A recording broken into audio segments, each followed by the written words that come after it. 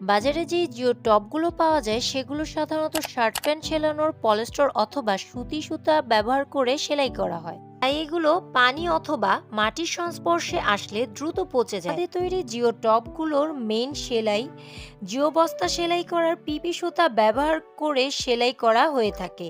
এই সুতাগুলো 30 থেকে 50 বছর স্থায়ী হয়ে থাকে। এর যে জিও টপগুলো পাওয়া যায় এগুলোর তলা শুধু জিও কাপড়ের হয়ে থাকে, কিন্তু আমাদের জিও টবের তলাতে জিও কাপড়ের সাথে আলাদা প্লাস্টিকের লেয়ার লাগানো থাকে, তাই আপনার ছাদ ড্যামেজ হওয়ার সম্ভাবনা নেই। জিও অথবা পুকুরের পাড় বাঁধার জন্য যে জিও কাপড় ব্যবহার করা হয় আমরা সরাসরি সেই জিও কাপড় ব্যবহার করে জিও টব বা এয়ারপোর্ট তৈরি করে থাকি। আমাদের কাছে জিও টবের পাশাপাশি বাদ দেওয়ার জন্য জিও বস্তাও পাওয়া যায়।